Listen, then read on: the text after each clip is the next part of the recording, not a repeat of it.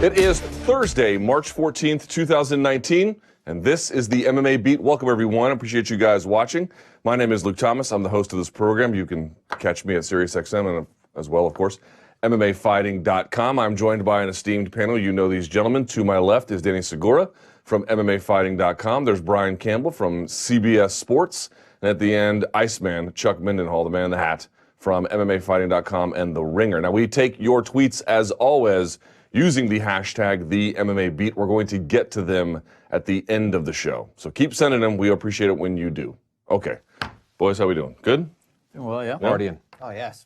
You're a little bit spicy, a little bit, just to give the people a heads up off camera. Luke's Not spicy. Get ready. Buckle up today. I'm basically just tired of living, is I think the answer.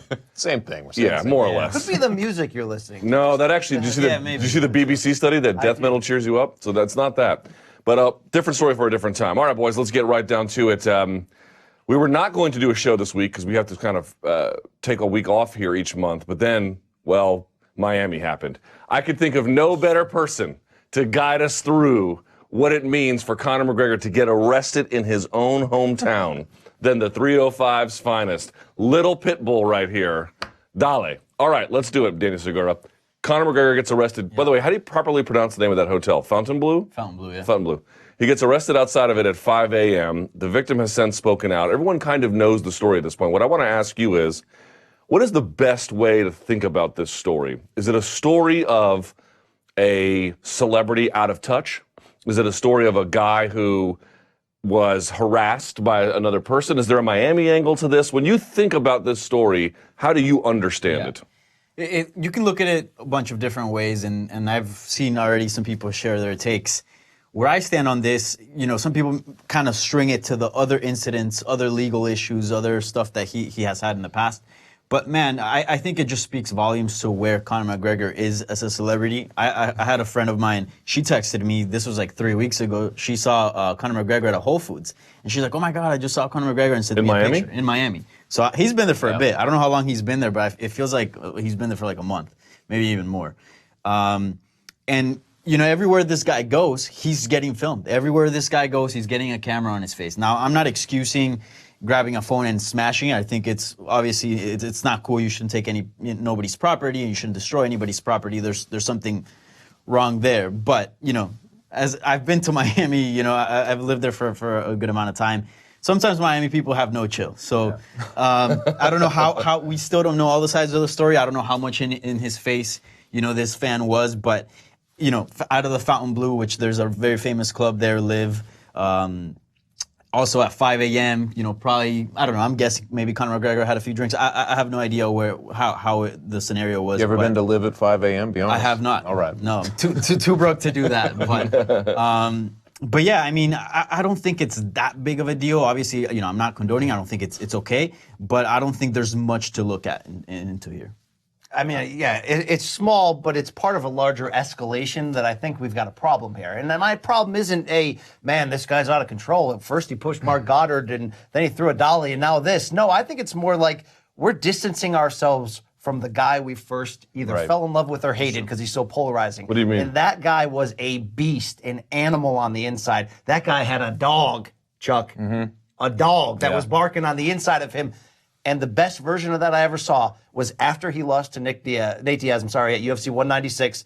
He handled that loss better than anyone in the history of single or team sports I've ever seen. And he was back in that gym trying to figure out how to run that back to prove to everyone else and prove to himself that it wasn't dumb that he went up 2 weight classes and that he took an opponent on last minute notice. That guy's not there anymore, okay?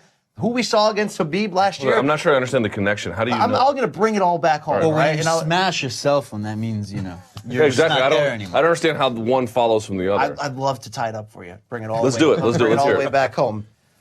The dog is gone. The guy we saw against Khabib was a guy trying to act like that, okay? It's now, I know the suspension's going to end in April, but we have no talk. We have no specific date of when Conor's coming back. The guy from that 196 who ran it back had to do the rematch against Nate, had to be at the same weight class, had to be everything to prove to everybody. I think he's gone. I think he forfeited that part of his soul to take the Mayweather fight, to become this larger-than-life celebrity. And I think we're finding out now that each time things like this happen, which is a minor drop in the bucket in the larger string, but it's connecting together on a larger thing, that I don't think that same guy's in there anymore. Because if it was, that same guy would be looking to run back this Khabib fight come hell or high water. He'd already been in the gym, and we would already know about a comeback fight and a date scheduled. Let me stick with you for just a second. But part of the reason why they ran that fight back from 196 to 202 was because he had the leverage to do it. He doesn't have the same leverage. You could say he's a bigger celebrity, but there's a lot of forces being like, I don't know if that's the right fight to make, including Dana White, including a lot of UFC fighters you talk to. I think a lot of the public kind of agrees. It's like, he kind of got smashed in that one a little bit. Okay, but whether he could get that fight or not, wouldn't you like to see him back when the suspension's up in April or in the first week of May? Yes, of course. And I'm just saying, at this point, I think it's another drop in the bucket that we are furthering ourselves from that guy, and I don't think that guy may not be there anymore. And I think the only way that guy's going to come back, the hunger, the something to prove, that guy is when every time we see him, it can't be for arrest, it can't be for pimping whiskey, it's got to be he's in that damn gym, and it may take more negativity for him to hit sort of a rock bottom and be like, I got to come back, I got to put this career back on the track. Yeah. Is there still time? I mean, there was a time when any amount of publicity, whether it was somebody's cell phone or whatever it was, somebody put a mic in his face, he was going to talk. This is the way he started off. It's crazy to think that the same guy who craved attention at every turn, regardless of what he was doing, is now at some juncture of his life where he's, repelling it and acting out in such a way. Now, I don't know the full story, obviously, of what's going on, why he reacted that way he did. Maybe you guys know more about it than me. But it seems to me like he is a different guy at this point of his career.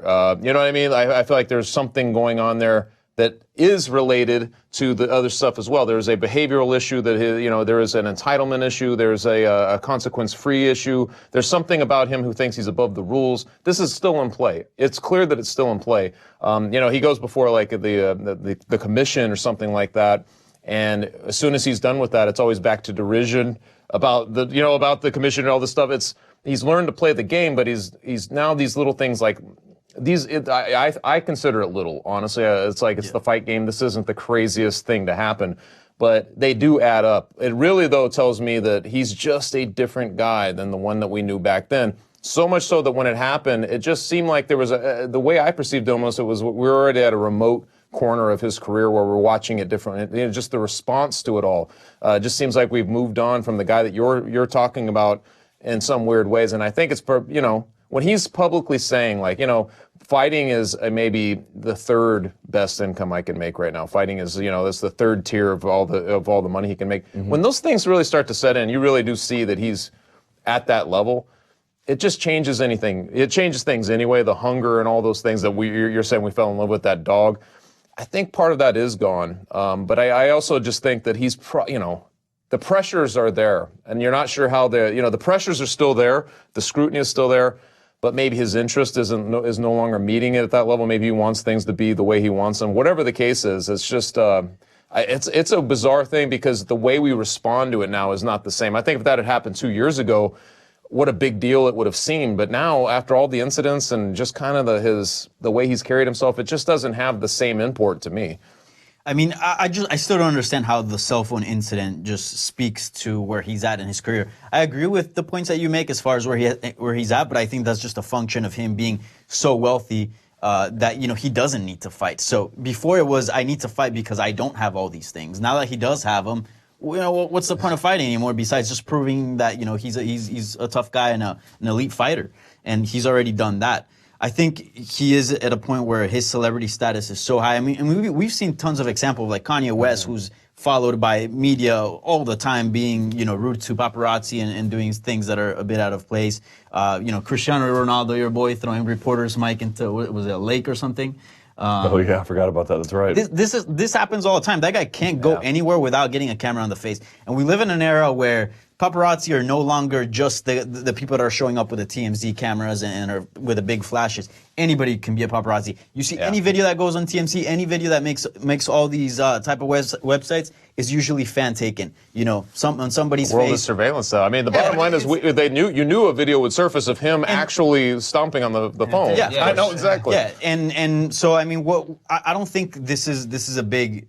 I don't think this speaks to his career. I think this just speaks to his celebrity. But I do agree with your take in the sense of where he's at in his career. But I think that's because of something else. Well, I mean, it's not like this celebrity thing happened overnight. So I think it just speaks to his moral compass, his his care level for the rest of the world at this point. It just seems like we're continually heading in the opposite direction of that hungry guy trying to prove something. And that comes with fame in every art, every sport, every value. But it's you can't say it's promising. You can't say you feel like his career is going to go in any sort of good direction. Yeah.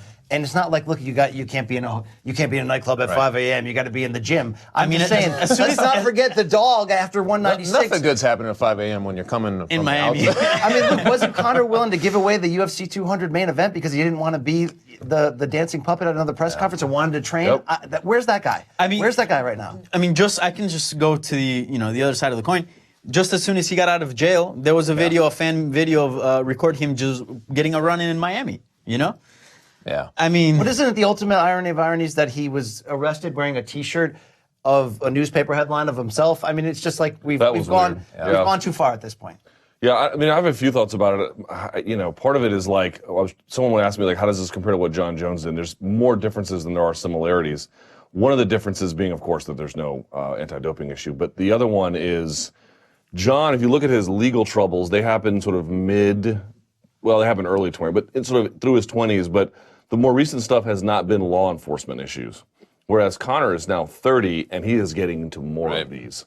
So there seems to be a divergence there. I feel like Conor McGregor has to deal with things that maybe John Jones doesn't deal with. Okay, but John Jones decides to live in Albuquerque. John Jones decides not to put himself in positions where he's coming out of one of the most famous nightclubs in the world at 5 a.m. I made this point on my radio show. It's like, who's the best player in basketball, right? It's maybe LeBron James. Where did LeBron go? He went to the Lakers because he wanted to be seen. The best player in baseball is Mike Trout. And he plays for what I would call a relatively small club. You don't see him at nightclubs. You don't see him in shampoo commercials. You don't see him hawking whiskey. He decides to live a quiet life. Coincidentally, he never has problems with paparazzi.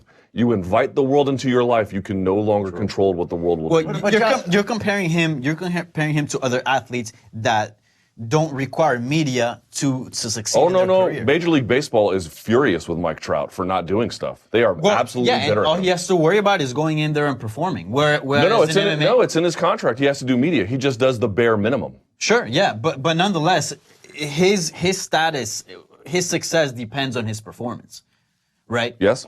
Whereas so does Conor. In combat sports, sure, but in combat sports, it also depends on how much you really mean to tell me Conor didn't invite extra scrutiny? Of course, no. Like way above the normal? Of course he did, but that's also part of why he's so successful in MMA. I wouldn't disagree. So open. I just feel like if you want to get the Mayweather fights and you want to cash the $100 million checks, go ahead and do it. But here's the reality about celebrity in the world in 2019. It's maybe a net benefit, which is to say you can make more money through celebrity. It's probably nice to be liked. But the amount of toxic elements that are associated with that level of celebrity is brutal on you. And I think some athletes, so my point about Mike Trout is Mike Trout, I think, has made a clear calculation. Because Major League Baseball is like, dude, will you sponsor a product, please, or be sponsored? He just refuses at all times. He does not want that a part of his life. As I mentioned, though, the bigger consideration for me was that at 30, he's still having to deal with this stuff. I will push back on you both a little bit here. Yeah, bring the pain. God, you're weird. Relentlessly. I'm with Danny on this one. I don't really understand the connection between a minor incident outside of a nightclub, which I think we all basically, by itself, that's one thing that happened, and him not having the dog in him. Now, I'm not suggesting to you that I'm ready for him to come back and storm through lightweight, but to me, that process has been in decline for a while. Now, maybe your point is this is like the final proof that it's here. More icing on that cake. But dude, you take 2 years off from fighting, it was already gone. Like, you can't remanufacture that. The desire to take a Mayweather fight, it was good financially. It also kind of told you about where his priorities were at that point, and it weren't just checks.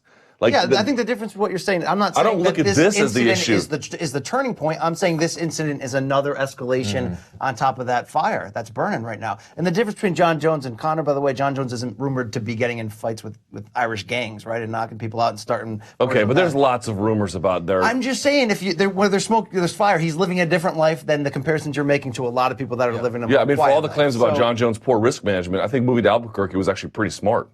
Conor's just in a very tenuous spot right now where, true or false, tell me this right now. Yep. He would suffer a second straight loss in any situation, right? Whether it's daring to be great, whether it's a celebrity GSP fight, in any situation, a second straight MMA loss. does he lose 30 to 40% of the care of the crossover casual audience? Yeah, he does. So 30 to 40 is a strong term, but if you're asking, would it make a significant dent in how he is perceived by the public and his value? Yes, it would. And while he can make income on the side, it's all funneled and fueled through his fighting image. So I think it's time for him to get out of the nightclub at 5 a.m., not to go all Stephen A. Smith on your weird parenting, but to be like, look, it's time to be that dog again and get back in the gym and schedule a damn fight. And even though I made the argument last week that Conor's too big, it's got to be a main event, well, I do agree with that. But if a co-main event will get him back in there, he's better when he's active, when he cares. I'm questioning now, with this another drop on top of the fire, that the care's gone. Yeah, I just worry mostly that he becomes too big of a joke in the end from where he started. He took so long to get to a point where everybody paid attention to him in a real way. And to this continuation of putting himself in those positions and these tantrums, I don't know how else you'd want to call them, like those types of things, they do wear thin. And especially, when his face is all over billboards and he's on commercials now and he's doing all this stuff, my bigger concern for him is that he starts to decline just based off of inundation. And you see him in those situations, and it would have nothing to do with the essence of how he got there, which would be the fighting. That would be my bigger concern for him. You know what vibe I get? People are going to say it's an outrageous comparison. I'm not comparing the two directly. I'm not saying they're in the same place. But when you start making news more for your law enforcement issues and less for winning, you get just a tiny smidge of an Adrian Broner vibe, right? Where, what is he doing? Oh, he still has a name. People love him. He still is in relatively big fights. But the real headlines are, Adrian Broner reports to jail and then loses his next fight. Like, that's just a weird combo you don't want to be associated with. Yeah, you become a Paris Hilton Kardashian of your sport, and you're more about being famous for being famous than being what versus the 205 champ. UFC 205 versus that. That's becoming a lot more distance in the rear view. I mean, that's getting scary almost. It's like it's been a long time since we saw that guy. Any other lesson from the Conor McGregor arrest in Miami?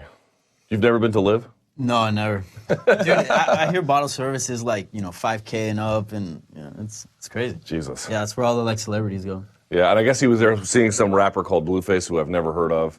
And there were other people there. It sounded like a star-studded event, man. No, that sounds like there's a lot of celebs. So, you know what it sounds like? Hell. Yeah. You ever gotten bottle service at a club? Twice I've done it, only because someone else was paying for it. Here's a sparkler in your Grey Goose. Just get out of here. All right, let's talk about a table. Here's a carafe of OJ. That's what you pay for. That's what you pay for, essentially. You're paying to be seen. That's what you're paying for.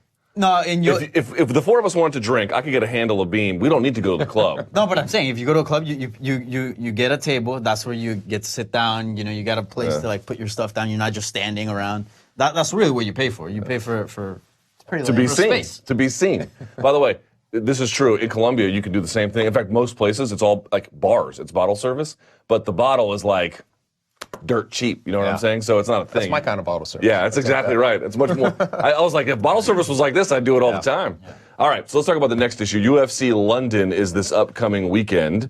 It's an interesting card, I think, in certain respects. In some ways, it's like there's like regional MMA, then there's like UFC level, and now I'm noticing there's this in between level where it's like you're better than a regional fighter, but you're like. Is Georgetown going to make the tournament for March Madness? It's like you're a bubble team, right? So there's a bubble team. But at the top of it, there are some really interesting fights. Let's start with that main event, Brian. You've got Jorge Masvidal taking on Darren Till. When you think about the stakes involved here for this main event contest, what are they to you? It's loser leaves town in terms of title contention at this moment. That's big. And I like this matchup a lot right now. And let's be really honest right now about Darren Till, okay? A little Swiss cheese on that resume. Okay, you can poke holes in it. It means this. I have to decipher Campbell for the audience. He didn't beat Stephen Thompson. Let's be really honest with ourselves. He didn't lose. Okay, but he didn't lose to him. Okay, he also missed weight by 4 pounds. Got absolutely humbled by Tyron Woodley. Many people have. That's fine. Beat a washed Cowboy at a time when Cerrone was doing that little dance where he would take too many fights in a short window. Still washing Cowboy. Still washed, by the way. Cowboy, these are not my opinions. And beat 3 guys you never heard of.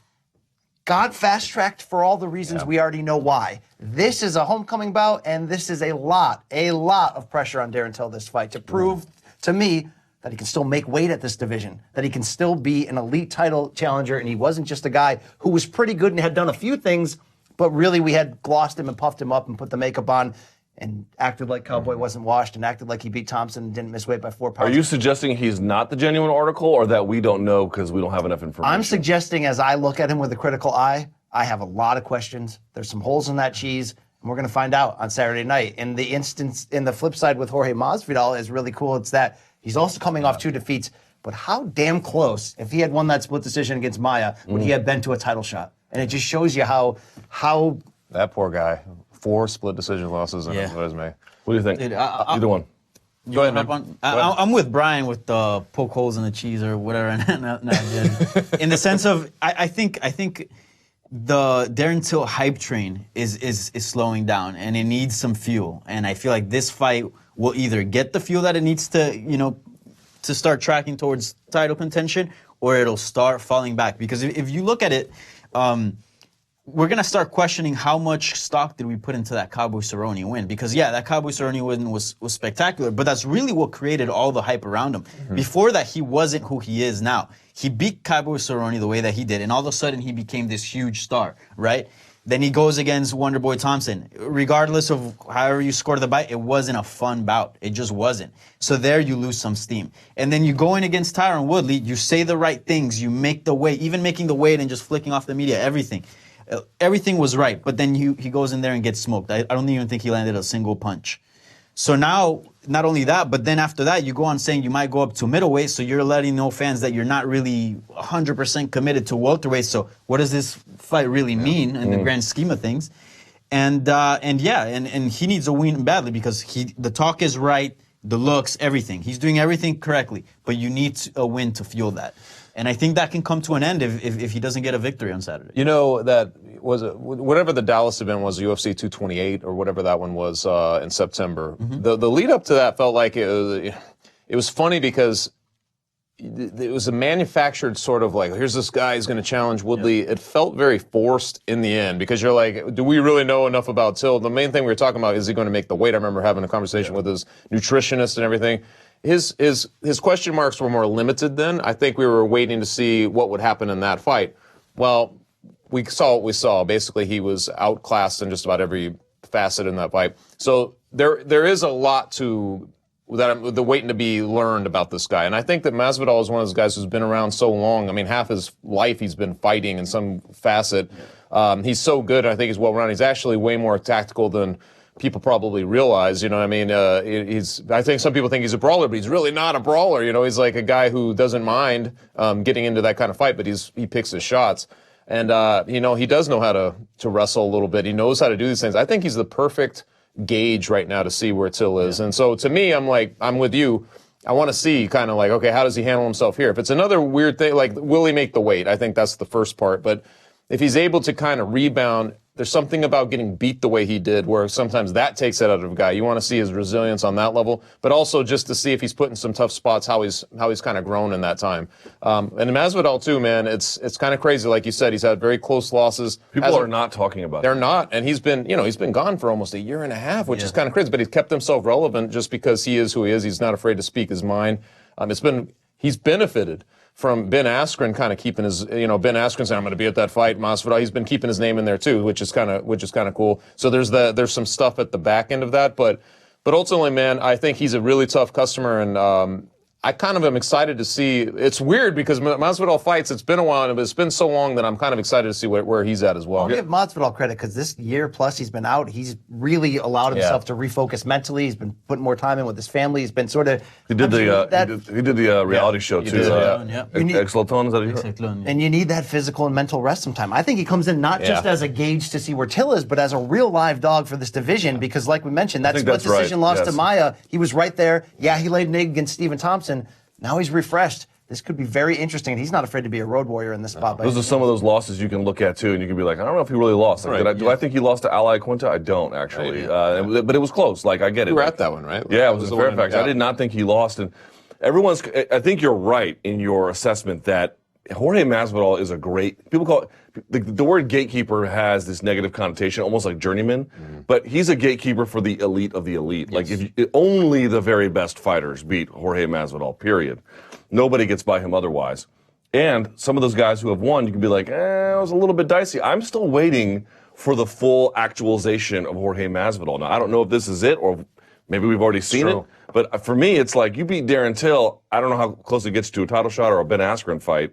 But to me, I'm looking for a guy to really truly finally not be the guy that all his gym partners are like, oh my God, Jorge Masvidal is the truth. I want to see it, man. I want to see it's fully brought. To this point, it's been more about who he is, like as a person, because we know he likes to brawl, going back to the back alley days in Miami area. But just asking him, I'm like, man, why did you could have taken a warm-up fight after that much time off. You didn't have to take the hardest fight possible. And he's like, man, would you, once you're a fighter, yeah, I'm like, once you're a fighter, you're a fighter. He's like, would you ask if you wouldn't tell a fish like to learn how to swim again? You just put it back in the water and it swims. He's like, I'm a fighter. I want to be in there with the best guys. That's just his mentality. That's the one thing that has translated. Everybody knows he's that guy. Yeah. You just want to see the other part now. You want to see him live up to his full potential because he has it's way too checkered with wins and losses, even though a lot of those losses have been very close. And he's been in similar positions several times, and he's not getting any younger. He's been in positions where, he puts in several wins together, he's looking good, and then all of a sudden either he has a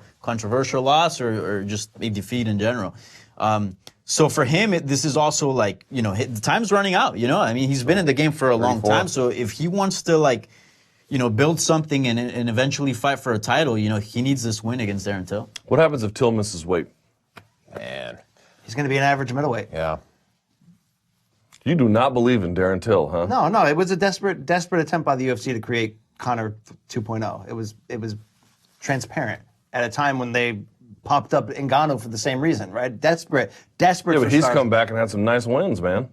Who, Ngannou? Yeah, he's turned that around. But at that point, you saw how much they propped him up to be the next Tyson. He loses, and then Dana craps all over him. His days of welterweight are done, though, right? Like, how many times has Renan Barao missed weight? And they keep. That's true, but I can't imagine these guys that they want to plug into high positions on cards where they're going to use them in the marketing and the posters, and they're going to have main event and do shows based around them in places like London.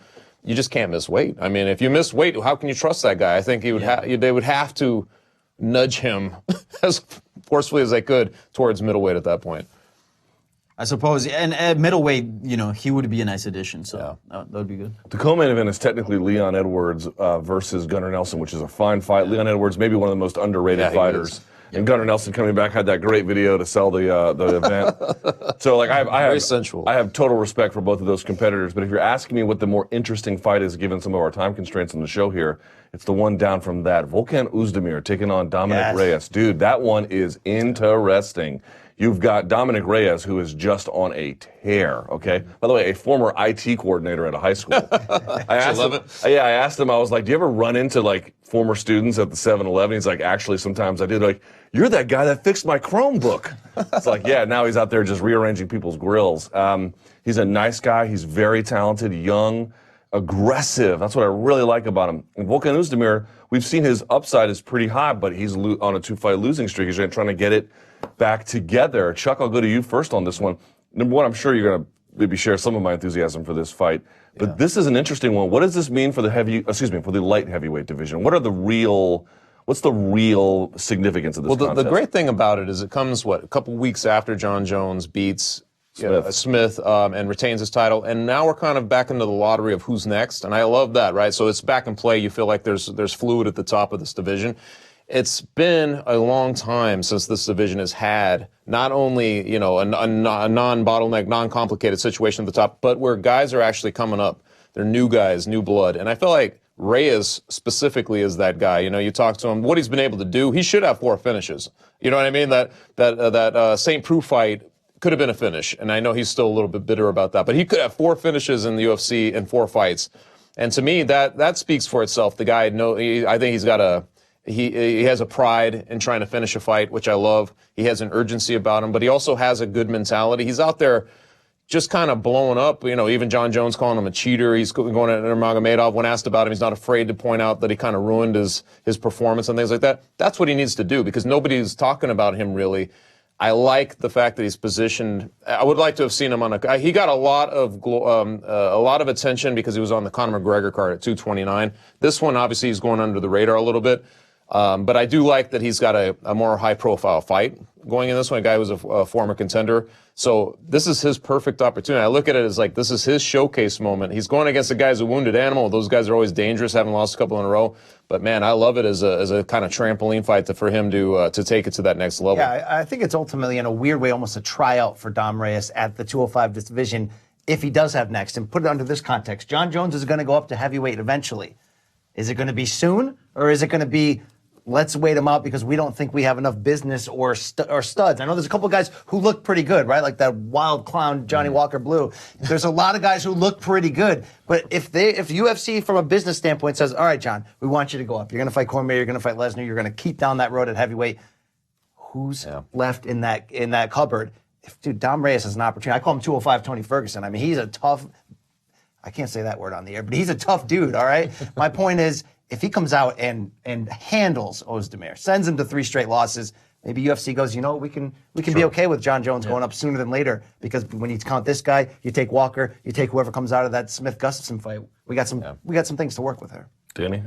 I think this fight is very important for the light heavyweight division. I think it can signal a new chapter of that division, because although Rashad Evans, Lyoto Machida, you know, I mean, Shogun's still out there, but Rampage Jackson, all those legends that ruled that division, that made that division great for such a long time, they've all been, you know, slowly washed out. And all of a sudden, so that process kicked in, but the new process of bringing in prospects never kicked in. Yeah. And then you were in this division where, like, people were just getting rematches, right? Alexander Gustafsson fought for the title how many times now? 3. And now all of a sudden we got Thiago Santos out there. You know, still Anthony Smith just challenged Johnny Walker, Dominic Reyes. It's crazy that John Jones, you know, all that time he's been away, essentially, it took that much time to replenish the ranks. I mean, he would have just been he would have been a heavyweight by now because there would have been nobody left to fight. I mean, he's more than cleaned out the division in that sense, the old relics that were kind of hanging around. Yeah. He's already beat all those guys. So it's like, it took all that time just to get those guys. And it's nice seeing him, you know, get new challengers, guys that have adapted their game to this modern MMA and that are using things that perhaps some of the older guys weren't using. So I think this is a fun fight, and I think this is also an important fight for Volkan Ozdemir. We're not talking about him, but I have no time for him. That's right. his rise to the title was kind of, can be perceived as kind of fluky, because it was, as you mentioned, like no time. It was just quick knockouts here and there, and it kind of seemed like there's nobody around. All right, we'll go ahead and fight for the title, you know? And, you know, he's coming off a loss against Anthony Smith, you know, a loss to, you know, Daniel Cormier when he was did knock out that dude in the Fort Lauderdale bar, though. You're talking about. Capone's, true. yeah. By the way, I've been to Capone's. Oh, of course you've been there. Capone's is literally the worst place you can go on earth. Really? Is that bad? It's that bad. I've gotten kicked out there. Wow. It For sucks. fighting Volkan Ozdemir? 5 a.m.? No, not at 5 a.m. Is that not the best revelation in weeks on this show? That is Downtown great. Fort Lauderdale is one of the worst places you can go. But anyways, with that out of the way, this is an important fight for him too, because it kind of cements, like, was he legit? Was he not? You know? True. So, yeah. You know what? One of my favorite things about this is we'll see how good Reyes is. I mean, beating Ozdemir is not easy, and if he can do it, that'd be great. If Ozdemir can get a rebound, that's also good. It's probably better for the light heavyweight division for Reyes to win, but I suppose it's all debatable. The thing that I really like about it is, you know, when John Jones was beating all those legends, as you alluded to, one of the prevailing criticisms of it at the time, which was bankrupt then and bankrupt now, but for what it was he's only beating these old guys. Right. Well, now here comes all the young ones, and he's sitting them down too. Yeah. So it'd be nice to see him get another Thiago Santos, who I think is relatively young. Yeah. And then Dominic Reyes. I fully disagree. I think it's a waste of UFC's time to have him give losses to these guys who potentially could. I'd rather find out which one of these young give studs. losses. They have an opportunity to fight for the title. So what I'm saying is, I'd rather have them fight for the title against each other in some form of like de facto tournament bracket to find out who actually is the new dog, and not just one by one have them potentially take their first loss against. I don't know. There's something. I'd rather see the other. Jones, go to heavyweight. Big Are you business. with me? You rather And see I him push just- back on the idea of Jones What are moving you up to talking heavyweight. about? No, go up. I push back on the idea of Jones moving to heavyweight. If anything, he's shown a lack of interest at heavyweight. I mean, not even Daniel Cormier, who's, you know, it's a big fight, not even that is bringing him in. He's just talking about Brock Lesnar, and that's it. It almost seems like he just wants to do it. How fun is it going to be, Jones versus Also- Smith again and again No, and but again? you're and again. Thiago one Santos, crazy Johnny Walker. performance. Johnny Walker, one Yeah. crazy performance from that being like an enormous fight. Yeah. So look, That would be John, one- Also, didn't the numbers recently come out for that pay-per-view? Weren't they around like the 600K mark, give or take. With Anthony Smith? Thiago Santos, what, could do 400? That's I'm still just amazing saying, for the Was it Ben UFC. Askren? Johnny so Walker has much. carnival upside, but a lot of these Ben other Askren guys, as well, yeah. I I mean, love if you me put as a- Thiago Santos, but are you telling me it's going to look any different than John Jones against Anthony Smith? Wouldn't you want to see John Jones? Maybe. MMA is Maybe. crazy, and Go there's to a high this- degree of variabilities that factor into success. If you're asking me would I favor John Jones to beat all of them, the answer is yes. But yeah, I'd like to see it. I'd like to see it. I want to see That's why we're champions different. fight number one contenders. let's put ice on that champ thing. At least for him for now. Let's because he's been gone. I mean, you want to see him like return to what he's been doing. Exactly. Totally. All right. Anything else from that card, boys, that stands out to you? I'm big time on this Ian Heinisch train, finding out who yeah. this guy actually is. Has an incredible backstory as we really go does. about fighting Tom Breeze this time. I think so. Next step. He looked good in his debut. Ian getting the win. Yeah. Was it Ferrari fought? Fajeda. And gassed a little bit late, but held on, got the victory. But looked really good. We don't know yet who he is. Series. He's absurdly ripped. I mean, he's jailhouse ripped, which is ironic in this sense. But I want to see what this guy can do. I mean, he's not a hero, but at the same time, he's turned his life around. He's trying to use his story for good to inspire people. I'm on this train. Much like the UFC Wichita card, it might not be super shiny and nice, but the matchups are well. There's Nathaniel Wood is going up against Deco Quiñones. Yes. Deco Quiñones is a solid boxer, man. That's going to be a good And test. Nathaniel Wood's a great prospect out of Europe. He's a great prospect. You got Mark Diakese versus Joe Duffy, if I'm not mistaken. You got some gems in there. Yeah, I like that one a lot, the one you just mentioned, Diakese, because that dude, for a while, had a lot of shine on him after he had a couple of highlight reel knockouts, and now he's lost 3 in a row. These guys, Got that UFC hangover. It's so crazy to me. Yeah. And then Joe Duffy, very similar, like he was catching some of the Irish vibe. So I feel like one of those dudes has to kind of reemerge. Otherwise, whoever loses that fight probably loses that. Remember when Poirier and Duffy were fighting? You were like, man, this is going to be something. And Poirier went one way, Duffy went the other. Exactly right. I mean, Duffy, when he first came in, they brought him in as, the guy who handed Conor McGregor, a loss, Yeah. So they were sort of hoping to kind of build that out, but it didn't turn out. Yeah. So let's go to something else that happened this week. So Yoel Romero was supposed to fight Paulo Costa at 237, right? If I'm not mistaken, something like that. No, Fort Lauderdale. Fort Lauderdale. that was supposed to Sorry. happen. Yeah. And the UFC ended up switching it to Jacare, Yoel Romero versus Jacare 2. No one really knows why. All right. So he goes on ESPN, on our former colleague show, Errol Hawani's MMA show, and he says, well, what I've been told was by a UFC official was that Paulo Costa failed a USADA test, and that's why the fight is off. Costa comes out. Our own Guillermo Cruz spoke to him and his manager, Waleed Ismail, and they both denied it. Okay, I got to tell you, I found this story. I couldn't believe this. I could not believe this story. I really couldn't. Here's what I come down on this. I wonder how you guys feel about it. Yoel Romero, if you'll recall, in my judgment, this is my opinion, was mistreated by USADA. Where in the era where they were just announcing everything before they had done their due diligence, which I can't believe is an idea, but it is, he later was able to prove and exonerate himself. I know a lot of folks in the forums are like, oh, Yoel Romero's on the juice. Well, if he's been on the juice, he's been on the juice for more than 20 years. And his physique has not changed. Ask Ben Askren about it. It's like, which is it? USADA, the adults in the room, or Yoel Romero's been using for 20 years and they can't catch him? It can't be both. So he gets exonerated, and I understand we live in a world where opponents are going to say negative things about each other. Okay. But for a guy who got his reputation harmed by USADA to go out and do that about another fighter, then to walk it back, I got to be honest, I really like Yoel Romero. I found that disgraceful. I really, really did. Is that where? How do you look at the story, Danny? Yeah. I mean, I saw the I can't believe it. And I don't think, I agree with you, but I don't think it was done with, it didn't feel like it was done with any malice. I mean, it's hard to judge, but how many times has a fighter sort of spilled the beans talking to the media thinking something has been announced or not, and they just kind of just throw it out there, and then you're like, okay, well. But nonetheless, You don't think that's a big deal? But it is a big deal because the rules changed, so fighters wouldn't be able to go through this. What Paulo Costa To protect the whole rules in place to protect them. And I mean, we still don't know what's true and what's you're not. saying he ratted him out, John Jones style. But Jose, here's the thing about it. We don't know if it's true. And here's the other part about it. Let's say it is true. Let's say that Bohashinia failed a drug test. Maybe it's another situation like Yoel Romero, where I know some people think that fighters are gaming USADA by using this tainted supplement excuse. Okay, but isn't he entitled to due process? Yes. Isn't he entitled? I mean, for a guy who got abused by the system, and I defended Yoel Romero when that happened, and I will continue to defend him about it. For him to go out and do this, I find that shocking. Yeah, a jerk move by Yoel. I won't get behind that. And I also agree with you. His body is a wonderland. I mean, if there was but the point is this. Here's my point, though. The dad jokes. If you're they gotta Costa, stop. you can end all this by coming clean with why you're out of that fight. That was sort of the. Didn't he insinuate he was going to get a different fight? Yeah. He never, from the interviews I've read with him and his manager, they haven't said, they said, well, what Romero said was false, but they never came out and said what actually happened, why they're not getting that fight. I think he hinted there was a bigger fight in the horizon. So but my point is, while it was a jerk move by Romero, come clean and we'd all be done with it. Yeah, but he doesn't owe you that. yeah, exactly. This is a step back from. He owes what his we were doing reputation before. at the least because Romero did that move. He does kind of owe his reputation to come out. I don't think that he does. I think what he is owed is due process, and I find this whole thing really awful, to be quite honest with you.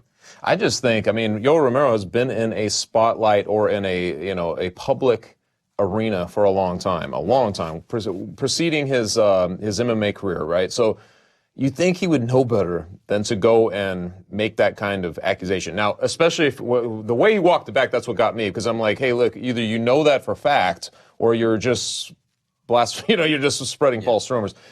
That's what bothers me about it. But when you compound it with the idea that we did, I mean, I know I talked about this with you. A lot of us have talked about this. We did go to bat for Yoel Romero and talk about this whole process for him to dredge something like that up. It's weird. Inexplicable, if nothing else. You're like, dude, even if you thought even if you were told that's the case, you think that he would wait. Of all people, he would wait. And I understand you're probably disappointed and you want to give an explanation, but I agree. I don't really understand. It seems like a bad move by Romero, but so much of what he does is weird anyway. Like, so much of his career has been weird and inexplicable. That's true. I feel like you file it into the next thing. Let me be clear. I do not think Yoel Romero's a bad guy. Again, I think these opponents are always just in I'm going to dunk on you mode. That they don't really think about it. It's just. This is why part of the reason why you can't get unions is because they don't realize that rule was put into place because of the harms done to people like Yoel Romero and the various other ones before the rule was changed. And then for him to abuse it, here's the other part about it. It's like, dude, who is if it's true, which by the way, it might not be true. Dude, if a UFC rep is telling people that person should be fired. Like, I don't call people's jobs. Bro, that is beyond the pale, whoever told him that. If in fact that is true, which by the way, we don't even know. Right. And it gets us into this mess. Do you not agree that's a fireable offense to tell somebody that? Dude, that is a private information. You are not allowed to do that.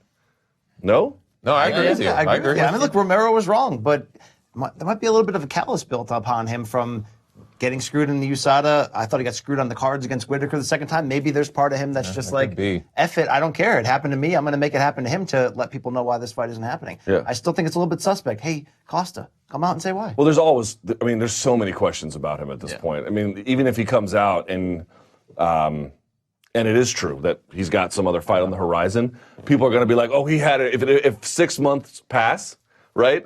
Yes. People are going to say that was a 6-month suspension we didn't know about. Everyone is going to say, at this point, there's so many questions baked in, and I get it. Like, he does look like a freak. I mean, he's DK Metcalf all over again. But, I just found it crazy. Of all the people to do that, I found that really, really just kind of strange. Okay, let me get to this one, because I've been thinking about this one a little bit as well, and I don't know what to make of it. Let me be clear about this. So I am an ESPN Plus subscriber. I pay for it.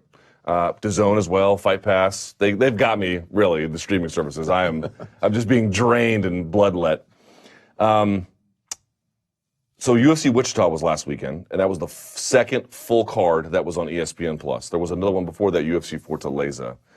Now, people are going to say, oh, look, that's just your failing. But every time I try to put content around that, I have noticed all of it does poorly. And you could say, again, oh, that's because of what you're doing. But I'm treating it exactly the same as content from the UFC that airs on TV, and I'm treating it exactly the same as content that airs on pay-per-view, and all that does well. So there's something missing here. In fact, I had somebody tell me yesterday, I wait for your review of ESPN Plus cards, then from that I know what to go back and watch. I have a feeling that not nobody. I'm not sure how many people are watching ESPN Plus. Now understand what I mean by this. I'm not disparaging the service. I love it. I pay for it. I think it's great. I think it's the future. In fact, Jeff Zucker, the head of CNN, was talking about how they're going to lead that BR Live service, and the head of Warner Media by saying, dude, this is going to be the era where niche sports are king as they try to build up their streaming platforms. Like, this is a great time for boxing. It's a great thing for MMA. But my point is, you could make the argument that you had these shows on Fight Pass before, but you only had a handful. Now you got 20 of them. You got 20 of these shows that are going to be happening on ESPN Plus. And I wonder how many people are actually watching at this point. Do you guys get a weird feeling about it? Yeah. There's questions about that, yeah, for sure. Do you think it's the hardcores are the hardcores? Is it a temporary growth period, which is no big deal? Well, they've been smart by doing the $4.99 price range, where you can acquire it for the one thing you needed to see, whether that's boxing, MMA, or I don't know, Kobe Bryant show, whatever the thing that drew you to ESPN Plus in the first place, where it's not going to hurt your pocket. Where you're like, yeah, I'll just keep that on there. But who's actually taking the time to watch the ESPN Plus MMA fight cards live? Hardcore MMA fans, and that's a certain small bubble. That's why That's been also diminished. But no, my question is, what does it mean for the fighters?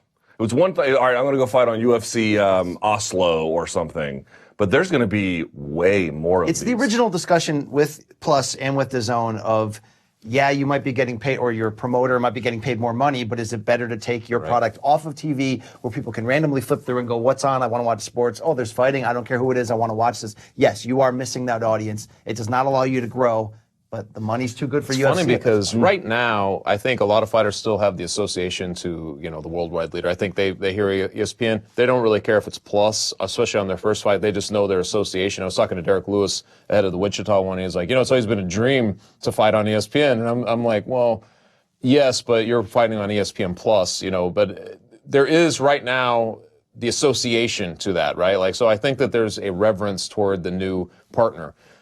What I'm wondering is, like, what does it look like after we've kind of went through a cycle of this, and then you're like, hey, we'd love to have you on a UFC Plus card. Will it have any kind of prestige for those guys? I know what you mean. I'm not sure it will, but maybe there's sweeter incentives for them to do that. But the visibility, obviously, there's a drop off, and I know that it depends too on the matchmaking. If they have a compelling enough fight, I think that anybody's going to tune in regardless of where it's at. I think- Part of it's the cards, I think right? that's a big one. If you look at the cards, like the UFC Fortaleza one, like sure Jose Aldo was in it, but he was placed as what co-headliner. That wasn't the main event. Right. If you look at the UFC Wichita card, it was a good card, but unless you're like an extreme hardcore, you're probably not going to tune in because it doesn't have the names as well. And this is just an example. Like I was watching El Clásico like a few weeks ago, and I was talking to somebody. They're like, "Oh yeah, like I've been watching Serie A and NHL, I believe, on ESPN Plus. I recently got it." And I'm like, "Oh, the UFC's on there too." Just a friend of mine there's like, "Oh really? I had no idea." So I also wonder how much is that being pushed on the platform as well. Yeah, I always wonder too, because you know how when they first started the Fox deal, I believe it was around then. You didn't know where everything was there. And 3 different parts of a card would show up in 3 different platforms. One of them could be on Fox Sports 1, the main card. That's still the case. I know. I always think that confuses people off the bat, too. I think that some people are just like, oh, man, not this again, not this. Like, where's it going to be during this time frame? I feel like that plays a role, too. And then there's the natural, I don't think everybody is signed up yet for ESPN Plus. Yeah. I think that It's a process. It will be a understand. process, you know. So, I mean, in terms of just the numbers and like you were mentioning, because I've noticed it too, you write something around one of those events, you don't really get the same feedback you would if it was a pay-per-view or something on a bigger card. So I feel like you got to wait a little bit, though, to see if it fills in. But here's the thing. I don't know what the effect will be. I'm just sort of curious, but I've noticed that it seems to be real. So when we're a year into this, what does it mean for the fighters who sort of rotate that circuit? Yeah. I really am going to wonder. And again, when you have those kinds of models, like it's a healthy model. You can make a lot of money that way. You can sustain the product as long as the really, really good stuff is on TV and pay-per-view. The product will probably be just fine in the end. But I'm thinking about the fighters in those spaces and what it means for them trying to, because you talk to a lot of guys, it's hard to stand out. It's really hard to stand out. So just something I've been thinking about. Now, speaking of that card, JDS beating Derrick Lewis, Brian Campbell, has had this resurgence. I made this point in the MMA Hour. You do see second acts in MMA a lot of times when like a cowboy switches weight class and then comes back and they reinvent themselves. But at heavyweight, these guys just sort of wait a period and then they come back and wait a period and they come back. You can think of so many guys who have had second acts in heavyweight in MMA. So let me ask you this. How surprising is this second act of Junior Dos Santos? It's pretty surprising because at the low point, when he was alternating wins and losses, he had that stink of the did he give away the rest of his fighting career in the 2 losses to Cain Velasquez? And that's fair and understandable. But he's really just been lunch pail consistent. Not consistently winning, but consistently showing up and grinding out. And I think he's put any sort of chin or durability issues behind him. He's been able to retain, obviously, his power, but enough quickness with his hands and ability to box where he's not as dangerous as, let's say, he was in 2011, but he's really not that far removed. So it is a testament to him sticking with it and evolving and growing and learning, and it's very good to see. The same questions though last week coming in, I still have this. I don't know what a Derrick Lewis win necessarily does for him, though. I think he's sort of in the same spot he was coming in. There's still a Brock-sized bottleneck at the top, and still, until really, to be honest, until Dana and UFC, lets it out or gets off the pot on a lot of these decisions. Look, we're conditioned at this point as UFC critiquers and analysts to call them out when we feel like they're making decisions that are only about money or that is even morally corrupt and all that. I'm actually okay with that. Just be consistent. I don't like this new era of where we don't know day-to-day as the men's flyweight division is still going to be there tomorrow. Is Brock going to come back and steal the show at the top of the division in heavyweight? If you're somebody like Junior Dos Santos who keeps winning now, are you 3 fights away from a title shot rather than do I just stay healthy? That's what Stipe is kind of facing right now. Do I just stay healthy and wait by the phone? Maybe I'll get a title shot because they need my name. And I really wish Dana White and company, especially in this heavyweight division, for the competitors would just come out and identify where we're at, where we're going, what he actually would need to do. Because at this point, he looks hot. I'd love to see DC, JDS, but if you're going to map it out in reality, he's not much closer from after this win. Yeah, unfortunately, it is a very confusing moment in the UFC, and we don't know 100% if Brock Lesnar is going to come back. But I will say that I did not see JDS coming around again. To be honest, man, he went through those wars. We saw him go through where he was just battered, in those Even fights where he won, the first Stipe fight. Exactly. The first Stipe fight was one of the ones where I was like, man, he is taking too much damage in these fights. And then he got knocked out by Overeem in Florida, and I thought at that time, I remember basically at that point kind of declaring I think we've seen the best JDS we're going to see. So I am surprised to see him kind of come back. But I'm also, there is something to be said about momentum, I think, sometimes. Because these guys, you're a champion at one point. Everybody's on top of the world. They're calling you maybe invincible, things like that. People are writing about you. You lose a fight the way he did against Cain Velasquez. It happens again. Now he's trading off wins and losses. It happens again. Then he has the Overeem thing. And those things, I think, really are hard to put behind you. You tend to focus on the negative. And I think the biggest thing I've seen from him is he doesn't seem to be dwelling on any of that stuff anymore. I feel like he's kind of etch-a-sketched himself back into the race. And I'm not sure he's hell-bent on a title shot at this point, which is kind of cool, too. So I think that he would happily take, a guy for a number 1 contender fight. I think he would do that because he's JDS, but I find his story to be, it's a good one. I feel like I was watching him, his movement looked good to me. Maybe you would know more. I always kind of yield to you guys who really break down the film. But to me, he looked good. I saw him take a shot or 2 in that fight. He didn't go down. I was like, his chin is still there. So I feel like it's legit. You know what I mean? And it's a feel good story to see him back into it. Yeah. I think also his win could potentially set us up to rethink heavyweight history in the UFC. Because if you look at the era, it was, after those 2 losses to Cain, Cain was the king of that era, right? But then you fast forward, look what's happening to Cain. Long layoff, injuries, then goes in there against Ngannou, and it seems almost that JDS is getting the last laugh in this because he's about to enter title contention, or he is in title contention. So I think if he's able to string a couple of wins, maybe even fight for the title, maybe, he starts getting into that conversation of some of the greatest, UFC heavyweights, which was a conversation that he was left out of after those, 2 Cain Velasquez losses. I also would like to push back a little bit on your point in the sense. Yeah, let's do it. You guys notice the eye of the tiger in Danny today? I love this. In the sense of that cup. You want to try some? No. I'm just kidding. It's just milk. Yeah. I just need the cookies, but I'm good. Anyways, I think it's easier sometimes to be a little farther down the ladder as far as rankings. And because, let's face it, the UFC at this point with title shots, there's a pool of title contenders, and then they just go one by one and they see who's available, and whoever's available gets a shot, basically, right? Getting to that pool is easier than staying at that pool, because getting to that pool, you're fighting guys that are trying to do the same, usually guys that are in the lower rankings, and those get, filtered out. Being at that pool, you're not fighting guys at the back. You're fighting those guys in the pool, and that's the whole issue with the UFC, that contenders just keep getting eliminated because they just keep fighting each other. So in a sense, you got guys like Stipe Miocic who is in that pool, but because he doesn't want to take that chance, he's been out of commission for a while. He hasn't fought. That doesn't look good in the public eye. Then you got someone like JDS who's on a win streak, just did what he did against Derrick Lewis. He's hot right now. See, I don't think there's one pool. I think there's three. I think there's company men pool, which like Brock is spread eagle in right now. And then there's like regular guy pool, and then there's hot for right now for a second pool that Derrick Lewis swam in for well, one look, day. if Brock Lesnar doesn't end up coming to the UFC, I think JDS is in that conversation of perhaps getting a title shot. And look, if you ask me who has more momentum, him or Stipe Miocic, I'm sorry, but JDS does. Well, one good thing is the Ngannou-JDS fight, they were kind of already flirting with each other in that sense, and I have to say, man, that's a pretty intriguing fight to me. So if that's our default option, if that's what's going to happen, I will take it. Would you take any form of a JDS trilogy with Stipe or a quad with Kane? Good. It depends on what. Honestly, I take the quad with Kane before I take that.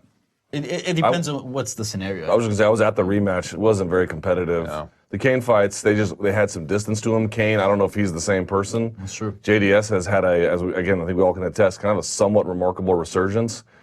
You know, That'd be crazy to think about that from new angles. Have it run it back. That's weird. JDS could potentially be 2 fights away from being champion. It's true. Dude, heavyweight is fun right now. This is great. There's odd depth, and that's actually part of why I want John Jones in it right now. Because again, I'd rather see John Jones fight all these heavyweight names, and it would do more for his resume than see him fight Anthony Smith, the guy with the Thor tattoo on his chest, and down the line. I mean, like seriously, like I don't know how you're not hearing Jimmy right now. No, you're asking me which fights are more intriguing for Jones. The answer is heavyweight, but that's not what I'm interested in at the moment. The moment I would like to see him rule over light heavyweight for a little bit, 2 more fights maybe, something like that. Yeah. And then decide. I also think his light heavyweight run needs some closure because the way he left with the suspension and all that. It's closed. He beat Gustafsson. It's closed.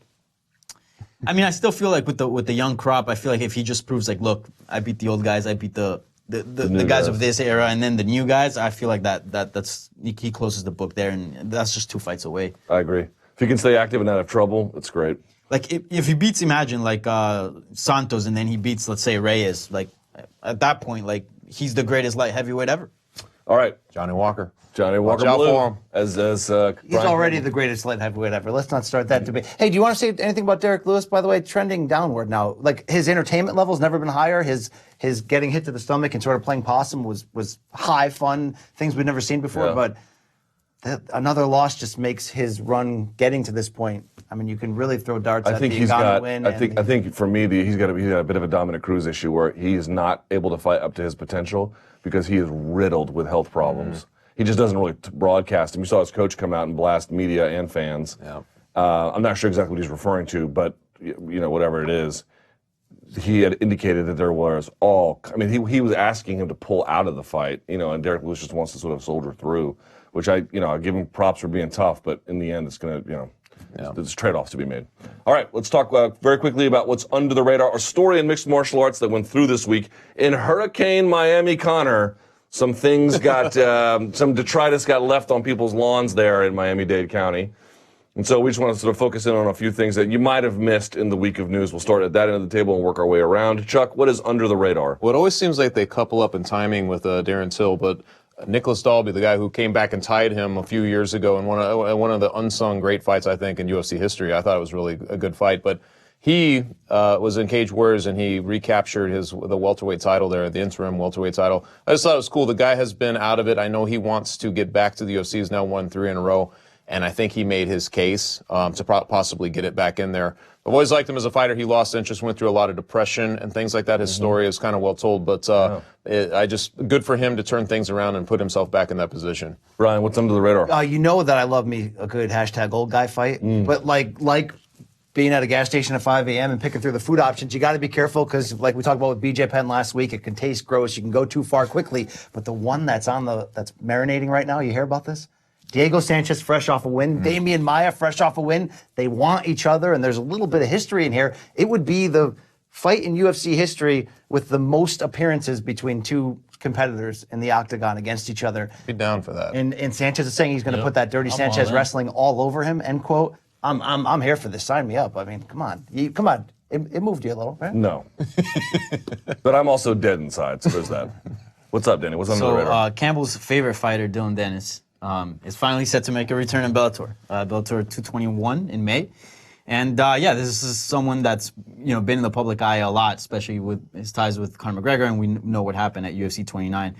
So we finally got some resolution to sort of that storyline. Yeah, should be great. Last but not least for me, these two donkeys live in Connecticut. I don't know if anyone knows this. This month in Connecticut, the next CES show, it's going to be the first ever MMA show outside of tribal land in your state. First time that's ever happened.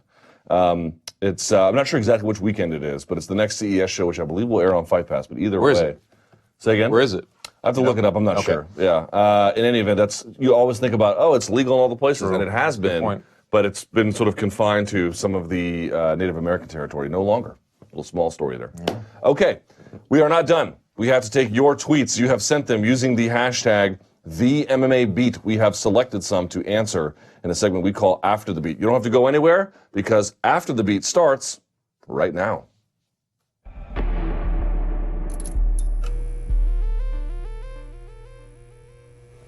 Hello, donks.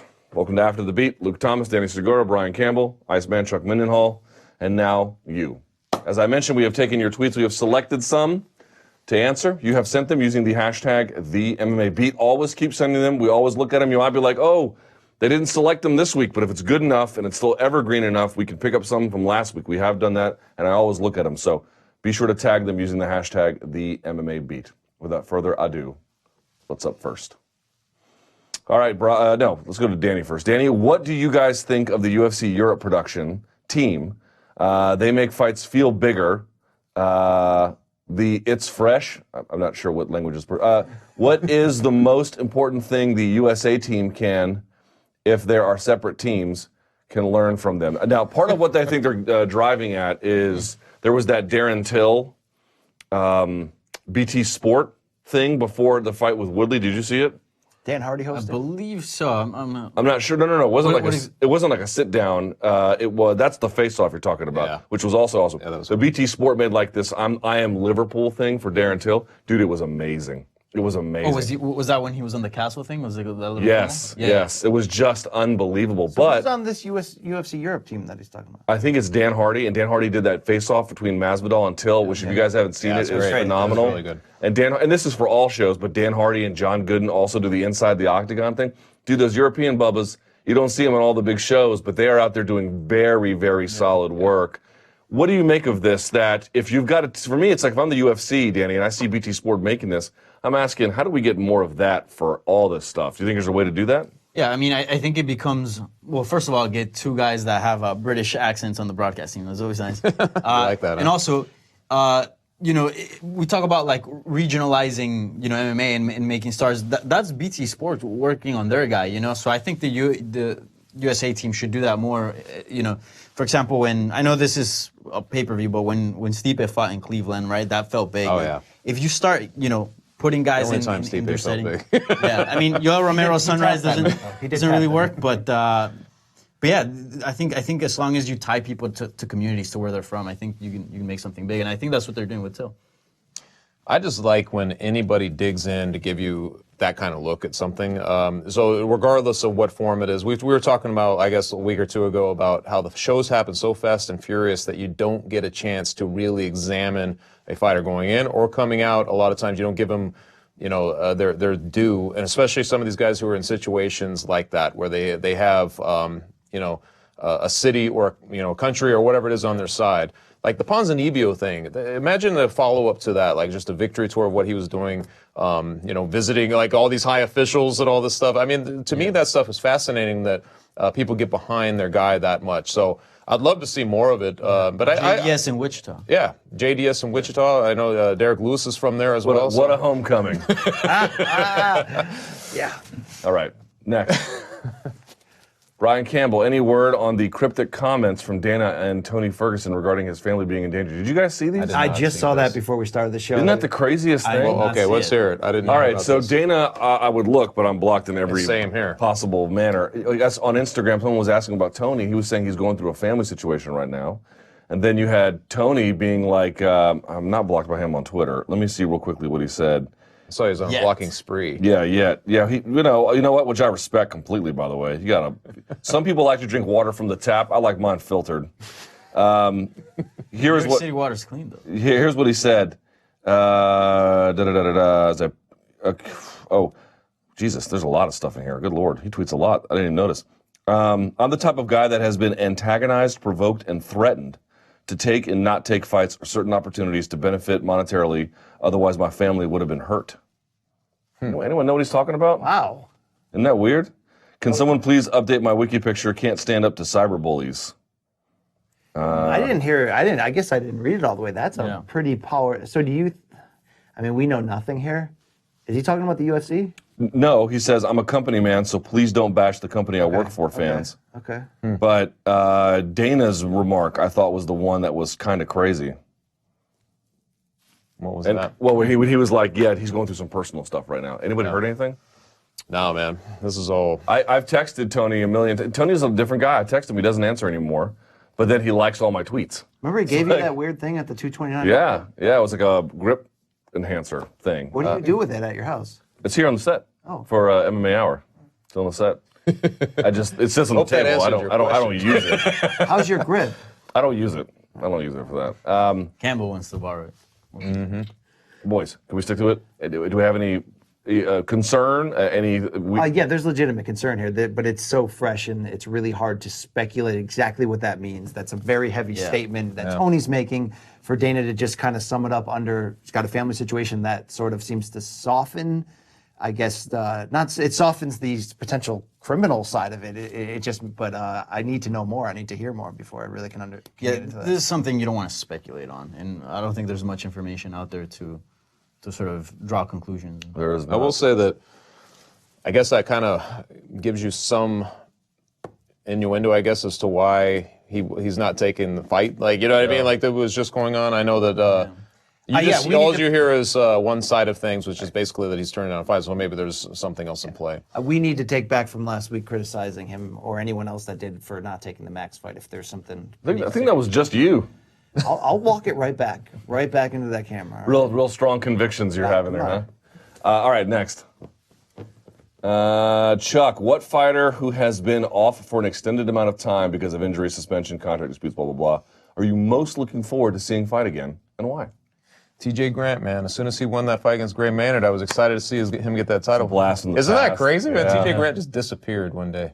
He's out there working in like mines, It's right? true, yeah. He's out there digging in the I've mountains. tried to even get him like for a piece, and he's just like, he has no interest. He doesn't think it matters that much to do a piece. But I'm like, dude, you were like a title guy. Like, you were supposed to get a title shot. You just Dana said he disappeared. was going to get some next He was shot. making that exciting run and had the concussion issues. Probably, yeah. There's probably more to what's going on. But man, who's returning? It's got to be Nate Diaz, right? Yeah, mean, that's I your would number say one that. I was choice. going to say like far more than Nick Diaz at this point. But yeah, probably Nate Diaz. I'll go deeper down the food chain and say Yoshihiro Akiyama with one. I mean, I've been a big Sexyama mark. I know. Yeah, I could see deep that. in I his could see you 40s, being that we guy. can't expect much from him. But I mean, hey, Vitor Belfort, get off this Roy Jones train, which now they're saying it's verbally agreed to. Stop the madness. Can we get Sexyama Vitor? Come on, I'll get a 2013 TRT Mohawk to watch that one. I'll be fired up. You know. That'd be a good one. Yeah. Danny? I would say the obvious one, like the one I'm most looking forward to is be the Diaz brothers, either or. I feel like Nate will come back at some point. Nick is the one that has a lot of questions around him, and that's someone I want to see back in the cage because I don't know. I feel like he still has some fight left in him. What TJ Grant one, man. It's so weird to say. A lot of times guys get to these points where they're right at this moment where something big could happen for them. And through the craziest circumstance, things fall apart. Even the Tyron Woodley loss to Kamaru Usman, I think I made this point before, fans were starting to come around to him. He wasn't beefing with the promotion anymore. You beat Usman, you're in some serious heavyweight, welterweight territory. And right then, and he would have made a bunch of money. Could have gone and fought at middleweight. It's like the fight game is cruel, man. It is No so Colby cruel. Covington's, huh? I would also Hasn't been throw out in long there- enough. I know. Ben Askren's like, no one would miss Colby Covington. I'd miss him. I mean, I would also like to throw in there Anthony Johnson. It's an interesting I'd one. love to see him at heavyweight. Oh, That'd be good fun. Lord. John If Jones. he could Anthony make heavyweight, Johnson at heavyweight? If he can make Wow. heavyweight, yeah. He's Wow. I'd also see. I'd like to see Dominic Cruz's last Yeah, that's chapter a good here. one. I'd like to see Henan Brow get back on track. I still believe in the Baron era, and I've kind of fancied myself the Henan Brow of this desk. There he is. By that I mean the I- pound for pound king. Post God, the dad. post humor. Dillashaw, they're all right here. How bad are the dad jokes in your station wagon when you and the kids are on a road trip? Wow. I'm pretty cool for a dad. A lot of pull my finger stuff and that kind of thing. Hey, it's coming for you. It's coming. All right. Yeah. God, I know. All right, next. Table, does Tim Means' broken ankle after being KO'd help settle the debate around Velasquez versus Francis? Oh, that's interesting. Yeah, I thought so too. I'm not sure that I agree, but I like the question. Who wants it? Yeah, I think it does. I think it just proves that, look, it's totally possible to get knocked out and then, or rocked, and then in the process, suffer an injury because of it. Yeah. What kind of insult to injury is that, man? I mean, I know. the guy goes for it, Terrible gets injury, sent to, gets his soul taken, and then that. Oh man, That's brutal, man. Yeah. hard to watch. Anytime you get that Alex Smith spiral fracture, I'm always like, "Oof." That is it's a bad one. Yeah. I don't know why people like. I had Mickey Gall on MMA Hour on Monday, and the dude literally had to go to the hospital because his kidneys failed. Okay, this is a real thing that happened. And everyone online was like, this guy's a malingerer. I saw him talking about how easy weight was going to be made. I don't know what fans expect. It's like, dude, that's all for show, right? All the pre-fight, I'm so tough stuff. Like, it's not, when Conor says it, he means it. No, it's just show. Like, I'm sure he intends to follow through on winning. I don't suspect that that's not in play. But, like, fans take pre-fight talk, which is almost 99.9% designed for nothing but entertainment, and they ascribe value to it, even if there's like actions associated with it. I'm like, it doesn't mean anything. It's just yeah, to but get you're you to too watch. deep into the weeds. That's a big part of why people watch. Do they really think that he was malingering, that he didn't have a kidney issue? No, but you could see where they get caught up in it. It's almost like watching pro wrestling and buying into what you're seeing on the screen. Right, which is why I don't. Wait, but look, there's a reason why people get into fights. Some people love just the straight violence. Some people love just the straight technique and strategy. And then some people like me love the pageantry, the big fight feel, the trash talk. The Okay, back but and forth. do you think that Mickey Gall was malingering? No, in that case, I don't. But there's a lot of real idiotic people online who just say the first thing they think of. You ever read the comment section on this show? I do Guys not. don't want to lose It's their a fight. den of sin, I'm telling you. Guys don't want to lose their spot in their fight. I mean, you know what I mean? You hear a guy, Derrick Lewis, we just heard had a surgery or something Yeah. between fights. I mean, you didn't hear anything about that in the lead up. I know gamblers would be very excited to hear about everything that's really going on, but I've been told from fighters like straight up during fight week, like, this is the best camp I've ever had, best shape of my life. You hear that stuff all the time, and then you find out right afterward that they were battling staph infection and Yeah. they had this and they had that. And you're like, Jesus, what are you straight up were saying this was the best shape you've ever been in. I know. It's like, dude, and again, I'm not making a moral judgment. It's a strategic call that they are making, and I understand it at this point. But dude, they lie all the time. Yeah. They lie all the time to the media, right? The thing for me this is eternal debate. It's like, no excuse. I'm like, why? Like, why can't you make an excuse? Like, why were you late for class? I got hit by a car. Okay, well, seems to be a significant reason for why you would have been late to class. No excuses, bro. Either you make it to class or you don't. Well, geez, guys. If I get carjacked, can I be late? Is that okay? Why can't, dude, you're talking about a brutal sport that requires outrageous training loads. And these guys are going to get injured or nicked or dinged or whatever, or, someone's mother is going to be sick, or they're going to lose money, or, like, why can't that play a role? This is humanity. We live in the real world. All of these, if you didn't get a good night's sleep, that affects how you do your job, how you write. If the train's delayed, it affects if you get here. If you, I don't know, anything can, all these things affect job performance. Why can't that be a real thing? I've never understood that. They're warriors. Yeah, You gotta give them a stop chance making to be excuses warriors. for warriors, bro. All right. I guess we wanted to, they have to be perfect at all times, I guess. Next.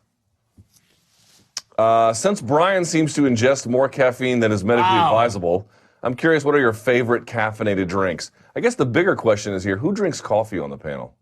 Besides me. I do. I do. All of us? Yeah. Really? Yeah. Do you have any other caffeinated drinks you like? I guess technically, Jolt Cola. I guess technically a Beam and Coke Zero is caffeinated. Hey-o. Mostly coffee for me. How do you drink your coffee? I mean, hot, just with milk. Yeah. That's it. No sweetener? Not usually, no. I mean, I don't turn it down, like, if that's the way it's served, but if I'm ordering it myself, it's just with milk. Yeah. But I mean, ultimately, I like coffee, so I'll drink it all morning, basically. Yeah. Coffee. I hate energy drinks. I think. Really? Yeah, energy drinks. I love them. Yeah. Oh, I love. I gotta stay away. They make me feel weird. I can't do it. Yeah, They're jittery. cocaine in a I can, can't. but if I'm gonna go down that route, you got to go with those. I do like cold cocaine. Starbucks. You ever get into the cold Starbucks ones? The cold brew joints? The can. It's basically like a Monster Energy drink. Yeah. But Starbucks puts it on. It's coffee flavored. That thing will change your life. Yeah, Jolt used to be the thing in the Yes. day. Where on the label it would say, I don't know if they made it its way to Europe, but on the label it would be like Jolt Cola, twice the caffeine, twice the sugar. Yeah. I'm like, you can't sounds really. healthy. Yeah, I was like, you can't really do that in 2019. but when I was a kid, they had I know, I Jolt remember Cola, that. man, That and was the big it was like. Yeesh. If there's a podcast I can recommend, the CBC, the Canadian Broadcasting Company, I think that's the proper corporation, whatever the abbreviation properly is. They did a 2-season series of podcasts. I've mentioned it before, but they did one especially on caffeine. The series is called On Drugs, and it's a way in which drugs interact with us in real life. So music on drugs, in prison, and for rehabilitating injury, everything. They did a huge special on caffeine and the history of caffeine and everything. And why it was banned, by anti-doping authorities, but then taken off, and like what role it plays. But basically, one of the things that they had shown is that you can have too much caffeine, and doctors basically agree there's got to be some point where caffeine can be medically inadvisable, especially if you can get it like concentrated forms. But if you're drinking sodas and whatnot, every time there's been an incident, virtually every time there's been an incident. Remember Rampage driving his truck? It was also married, if you recall, with incredible sleep deprivation, and he was not eating anything. In other words, caffeine by itself gets maligned as like, this is a thing you don't want to have too much of. It turns out much of that is not really true. You can have a metric ton of it, provided there's some other conditions in play, without any real health consequences. So, Well, it That's good depends enough. what's in with the caffeine. I mean, yes, that's true. you drink 6 20-ounce bottles of Coke Zero a day. But that's all. you're But gonna- take the caffeine out. That would just be a medically inadvisable amount of sugar. Right. I don't think it's great for your heart in the long run to. Turns out it's not nearly as bad as people think. I'm telling you, please listen to the episode. They talk about the media. Again, anytime a drug enters society, there's media hysteria around it, whether it's marijuana, whether it's caffeine, whether it's anything. And they trace all the ways in which caffeine was maligned and how all those studies ended up being false. Interesting. Good to know, because I've been drinking coffee since I was like 7. So. So about 4 years, huh? Yeah, But you had the little ones, right? Or you had big dude, cups. No, yeah, I've always drinking a lot of coffee. Yeah, really? Always. That's funny. You put sugar in it? Sometimes I switch it up because I get bored sometimes of the flavors. So sometimes I'll have it just black. Sometimes I'll have it with a little bit of milk. Sometimes I'll have milk and sugar. Sometimes just black and sugar. So I change Mix it up. Yeah. I don't know. Here's the one thing I'm hoping. I'm hoping that artificial sweeteners aren't going to kill me, because I have, buddy. I keep Splenda in business by myself. Your cell phone in your front pocket probably do it. Yeah, no, that's another number I should just figure out. All right, next. Just check the rankings, and Nate Diaz still occupies a top 15 spot. Is this the biggest rankings travesty at the moment? Wow. Weird. Aren't all UFC rankings a travesty? Pretty much, but there are. It's funny. How long has it been since he's fought? So he last fought at what? August 2002? 2016. No, 202. 202. 2, yeah. Jesus, that long? Yeah. Wasn't he taken off the rankings for He less was. time? That's what's because funny of- about that. Yeah. That's crazy. I don't know what to make of that, man. I mean, I try not to actually pin any real anything to the rankings anymore, but to you use it have as to. kind They of matchmake you have based on to it. on like a almost like a roadmap for what they're thinking, so you have to kind of do it. And in general, I think the rankings still kind of give you all the names and numbers to kind of mix Yeah. and match. But as stuff like that, there's really no rhyme or reason. I mean, he shouldn't be on there. I mean, there's really been no indication other than him coming back at the MSG card. Was that so? That was legit, and it just fell apart. I don't remember how that whole thing Poirier went. got hurt. Poirier Oh, is got that what hurt, happened? yeah. Okay. So, I mean, he has made an attempt to come back, I guess. And now Nate says on social media that UFC's freezing him out. Yeah. He responds. But still, I mean, it's Did he? been... Yeah. I didn't see that. He's mentioned it a couple times. People are saying, like, you're turned down fights. And he's like, no, it's the opposite. They're freezing me. So How's that possible? I mean, who are you going to... It's the Diaz's versus Dana. You got to pick and choose. Yeah, that's a weird one. Yeah, the only thing about the rankings that really drives me crazy is, one, they do have more value than people realize. Every time I have a fighter and I speak to them, they're like, yeah, but that guy's care. ranked this. Yeah. And, they really... If for no other reason than they're thinking, what's my next fight? And they use that as an approximate roadmap. But the other one is, this one kills me, and I've had this debate with people before, is when a champion loses and then they automatically become the #1 contender. Yeah, that one's- Drives me crazy. Cannot believe people do that and think that that's okay. Especially, like, remember Jose Aldo got finished twice. Like, #1 contender, bro. I'm like, you really mean to tell me, after losing like this in back-to-back fights, that's the most qualified guy to get the next title shot? Because they think of it like only in the sense of like, he lost to the guy in front of him, that's it though. Yes. So they can't... Rather than as a stock right. market for the present Yes, moment, not right. the overall cap value. Yes, What's going to there are happen major first? problems like They'll that. shut down the women's featherweight division, or they'll post their first ever women's featherweight rankings? Good one. They'll shut it down before they put rankings. Yeah, I think so too. All right. We had a good run. Megan Anderson thinks that they're signing people. I certainly hope she's right for her own sake, but good Lord, yeah. You could do it. I mean, PFL's got a whole lightweight tourney going on, right, with the women? Yeah, filled with flyweights and bantamweights. And yeah, good Lord. I was looking down that list, and I saw Sarah Kaufman. I was like, wow. She got guts, man. She's been looking for a fight, and she couldn't get it. I think she's been looking for a road back to the UFC, and she couldn't get it. This came along, and she said, What well... did she do? She doesn't know what held her back from the UFC, right? I don't think so. I don't know. I don't know what it is. Maybe they don't like her. I don't know what it is. But she was sitting there in Invicta being like, can I get a fight? Can I get a fight? Can I get a fight? And so finally she got a fight. But she has to fight 2 weight classes up against Kayla crazy, freaking Harrison. There is $1 million at the end of that road, though. Yeah, good luck getting it from Kayla Harrison. Good Lord. All right, next. The real question is, what type of pie do you enjoy on National Pie Day? I want to answer this last. Didn't that just happen? I want to see what you zeros have to say about this. I had no pie on. When was that? Like yesterday? Yeah, but okay, but when you have pie, what do you Okay, have? so if I was going to have it, I like cherry pie. Really? Ooh, okay, that's an interesting call. Yeah. Tastes so good, make a grown man cry. Yeah. Here comes the dad joke. How about you? Chocolate cream pie is the best pie. Is that a pie? Are you kidding me? Yeah, it's the absolute. Actually, there's only one. I like chess pie. There's You only like that one shit. pie better than that. Southern. I have it on Thanksgiving. Meat pie, French Canadian dish. Have you ever had that? It's No. got beef, pork, and chicken in it, and it's baked into a pie crust, and it ends up looking It's like a shepherd's pie? It ends up looking like spicy ground. See, I didn't know we were incorporating the savory side. I thought we were. Oh only yeah, like meat pie dessert pies. is the way to live. It said pie. All right. Your beard would coincide with me. I'm is that surprised you pizza haven't had too? it. Pizzas or It's pies, very right? manly. It sounds like dish. shepherd's pie. No, it's not really shepherd. There's no mashed potato. It's layering it? No? No, but I could see you getting down That does with it. sound good, All right, actually. Danny? Yeah. I like apple pie, and I also like key lime pie too. Key lime is lime's really fire. good. Gotta be done right. I want to make a point about this. Some that are- People have these eternal debates about cake or pie, which is a stupid debate, so let me end it for you. Pies are what you throw in a clown's face. Cakes are what you serve royalty when they visit your country or you have a wedding.